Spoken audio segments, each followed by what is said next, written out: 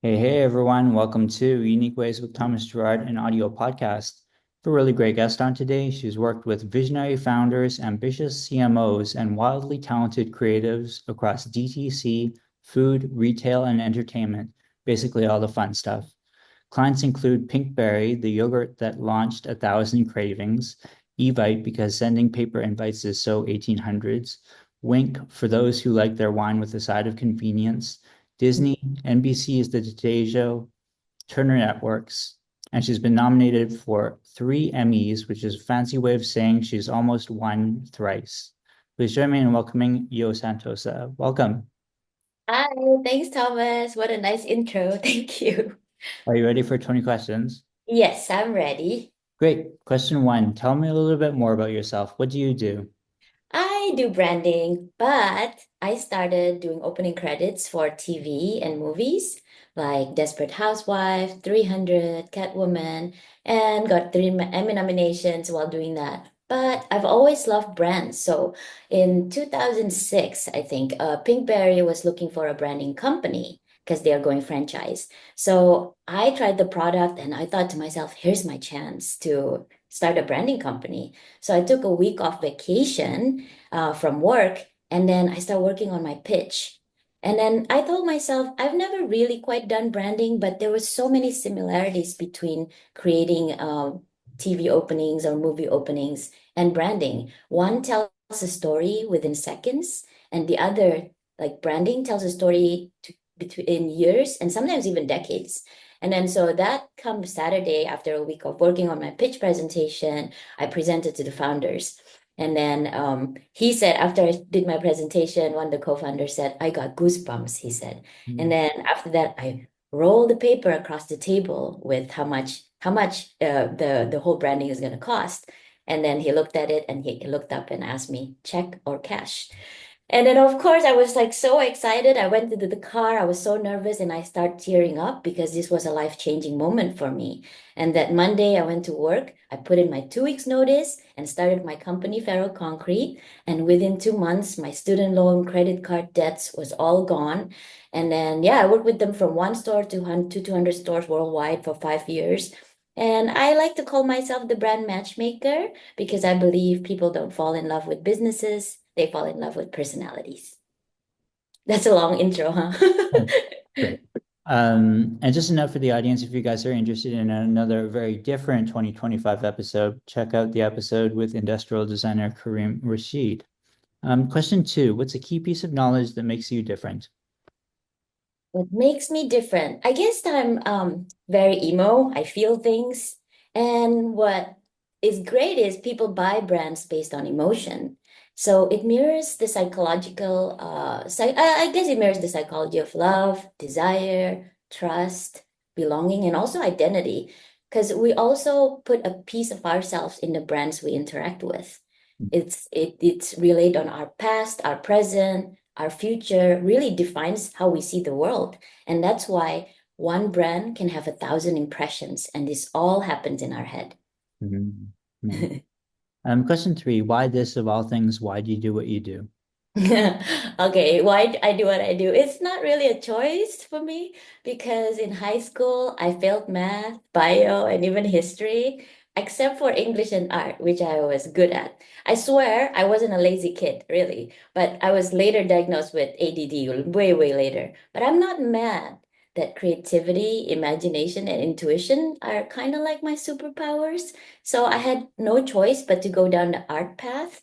And I also realized that as a kid, right, I was already brainwashed. I remember my mom we went to a store and she showed me, I know you want Lego, so which one do you want? She presented me with these two options. One was a Lego, very small box. Another one was this generic brand made in Asia. It's a big, huge box. And I chose the small one because I want a Lego. And yeah, I guess as a teenager, when I go window shopping, because I can't afford anything as a teen, I asked myself, why do I like this? Why don't I like this? And I was deconstructing things in my head. And in hindsight, I didn't know I was teaching myself branding. Yeah, so I guess that's why I do what I do. It was chosen for me, I would say. Perfect. Some people struggle with number four, but the question is, what does your future look like? What does my future look like? I guess I want to make enough doing what I love, wherever that takes me, just so that I can do more things I love, like morning walk in the winter with a hot coffee or a glass of wine outdoors in the sunset, people watching, or like that first bite after an intermittent fasting when the flavor just come alive in your mouth. But okay, if I really have to say what I really want to do that's going to be fun in the future, I really want to create and host a competitive branding game show. Very cool. So unique to the show is number five. Let's talk about location. How does the notion of place play into what you do? Hmm. I think a location can be anywhere. A place can be anywhere. Home, a coffee shop, sometimes a garden, even a desk or a bed. But for me, each environment gives its own inspiration. And sometimes when I'm stuck, it's all of those places. I switch from one to the other. But I would say a place for me is where I can be calm and creative and be unaware of my surroundings. So I guess the notion of a place for me could be the absence of a place. Mhm. Okay. Good. Six, if you had to start from the beginning, what advice would you give your former younger self? Definitely. Don't work so hard that I forget to live, love, and appreciate the journey always. Mm. What's a day in your life like? Okay, a Monday, mundane day, favorite Monday day of mine would be to wake up before the alarm even rings, and then a quick workout just for the feel good feelings after. Not that I love working out. And then that calming ritual of a shower, and then you feel fresh walking in downtown, getting a decaf coffee, which is a placebo, obviously, for me. But then work comes in, which is like, I would call it the creative moment, exploring, looking, reading, writing, connecting, simplifying things, feeling things. So those are like the most energetic part of the day. And then after work, I'd say I would love to always have a glass of wine outdoors during the sunset, people watching. And I usually skip breakfast and lunch. So again, that first bite when it comes alive. And then also winding down the day, like sleeping on the gray silk. I love to sleep. And then that moment when you accidentally wake up at 2 a.m. in the morning and then you get to fall back to sleep. I love those moments. So that's, I guess, a day in the life of me. Great. And eight is around lifelong learning. It's a popular topic. How do you stay up to date? Because I think the subject that interests me the most is people and feelings. So I think when I do my people watching, how like on a street or even TV, film, documentaries, I like to see how people think, act, and connect. Mm. And also, I love exploring psychology or just weird topics down a YouTube rabbit hole. I think the idea is to always just stay curious. Great. Nine is about tools. Do you use just digital tools or do you use analog tools as well? I'm very digital, I would say. One of my favorite app is called the Dew app. It's on my phone, and then I've used it for I think more than a decade. So it pops up reminders, it repeats, but it's not just for work. And because of my ADD, I even use it for personal relationships. Like on a Saturday, for example, it would pop up Saturday morning, and it's as simple as wish a friend to have a good date that night. So, and then also middle of the night, you have ideas notes. So I use that a lot. And then I use iCal as a to-do list, Notion, of course, and ChatGPT. I like to keep things simple, I guess.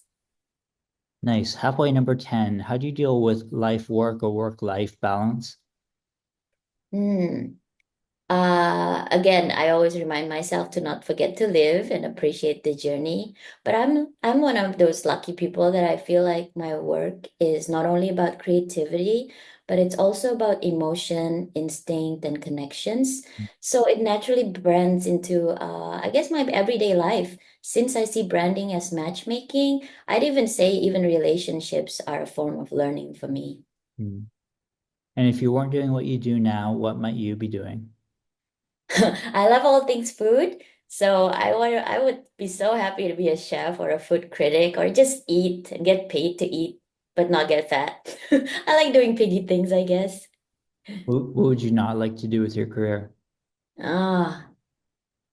I don't know if it's not as a career, but I don't like feeling disconnected. Like, I don't mean being physically alone because I love being physically alone. Mm, You can still be alone and feel connected to the world. But what I don't like is the feeling of emotional disconnection. mm, Like when I'm present, like even in a crowded place, but I can't feel the energy around me. mm, And this makes me think back to like when I was in art class during when I was a teenager. The teacher asked us to draw your dream home. And then my classmates drew houses with beautiful gardens, and I drew a square box made out of glass. And I told myself, okay, this box can fly anywhere, and I'm invisible inside of it. And the teacher, of course, gave me a curious look at the time, but in hindsight, I realized what I drew, I think perfectly captured something about me that I love observing the world and feeling connected to people without the need to be seen. mm. Do you have a favorite word, quote, or sentence? Um, one of my favorite, I think, comes from Raymond Loewy, who is he's a pioneer in industrial design. So he developed this principle he called Maya, Maya, which means most advanced yet acceptable. Mm, And it explains how humans crave novelty but fear extremes. So in his thoughts, success lies in balancing innovation with familiarity. And so he said, to sell something familiar, make it surprising. To sell something surprising, make it familiar. And mm, I love that idea. And it also, interestingly applies to love. Like there's this psychotherapist in New York. She's famous. Her name is Esther Perel. And she's famous for her work on relationships. And one of the things she said, relationship success lies also in the balance between desire, which is novelty and excitement, and the contrast of security, which is familiarity and stability. And I feel this sentiment every single day. nice. Do you have a least favorite word, quote, or sentence? Least favorite word is the word working. Mm, So recently I've been referring to working as exploring. mm. You're choosing one word to describe yourself. What word do you choose? I like to describe myself as a holiday. It's a feeling of joy, of course, feeling of freedom and a break from the ordinary. Maybe I think too much of myself, but at least I try to be a holiday to the people around me. But sometimes, of course, Grumpy Yo wants to hang out, and then that's all hell breaks loose at that point. What keeps you up at night? Okay, this is a weird one. I guess because I'm a visual person, I poop particles keep me up at night. I can't help when I accidentally smell something bad like that. And an image of like poop particles pops in my head. I picture them being squished out of a negative space between, and released into the air and go straight into my nostril. So this is a nightmare for me. Final stretch here. What's a dream you're chasing? Dream I'm chasing is probably the pursuit of a feeling. Like I have a tattoo. It says lightness of being. And the phrase came from the novel The Unbearable Lightness of Being. So which explores the idea that life is fleeting with no predetermined meaning, making existence both liberating but also uncertain. So for me, lightness of being means letting go of the pressure to control everything and just simply experiencing life as it is every day. It's about appreciating moments and finding joy in small things and not carrying unnecessary weights, whether that's expectation, regrets, or just my fears. And I think it's the feeling of freedom when I just stop overthinking and the peace that comes from trusting myself and the ease of just being present. And this is really hard to do. So it's the ultimate dream for me. And some days I'm living it, and some days I'm content just chasing it. 18. What inspires you? Um, Living minimally inspires me. I'd say living minimally or intentionally. I have a personal philosophy called one of each, where, for example, I only have 5 pairs of shoes, like one heel, one sandal, one workout shoes. And in my current heel, I've had it for 10 years, and this is only my fourth high heel in my lifetime. And it's not just applies to shoes, it applies to everything in my house. Like I have one black kitchen knife. I feel I only need one best item in each category.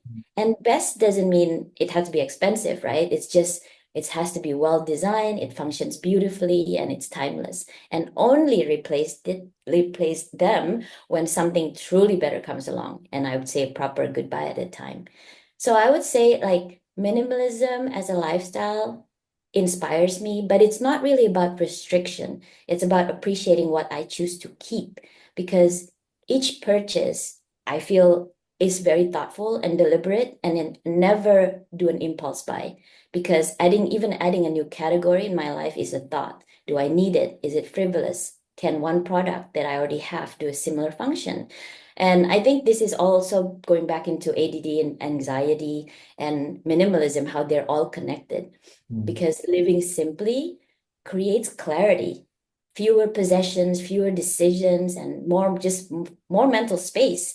And then, so this personal philosophy, one of each, is to me is more than the way I live my life. It's like it's just looking for the pursuit of simpler things, I guess. Mm. Great. And last couple here. Number 19, any advice you'd like to share? Mm. My advice is to channel the legendary music producer Rick Rubin, who wrote the book The Creative Act, A Way of Being, which was a number one New York bestseller. Check it out, it's so good. He's about seeing the world with curiosity, trusting your instincts, and making space for inspiration. And this is, I remember this, there's a really cool interview between Anderson Cooper and him. So Anderson goes, "Do you know how to work a soundboard?" Rick said, "No, I have no technical ability." And Anderson said, "So what are you being paid for?" And then Rick said, "The confidence I have in my taste and my ability to express what I feel." I thought it was just so badass. Nice. Finally, number 20, how can our listeners keep tabs on you and what's our call to action? Okay, I'm digitally shy, so I'm trying to and growing to change that and not to hide and be invisible. But the best place to find me is in on Instagram, and it's just my name, Yo Santosa, and I hope you'll all find me there. Thanks. Awesome. Well, thanks so much for joining today. I feel like your answers were actually really unique and different compared to anything Oh, we've had so far. So thanks so much for sharing.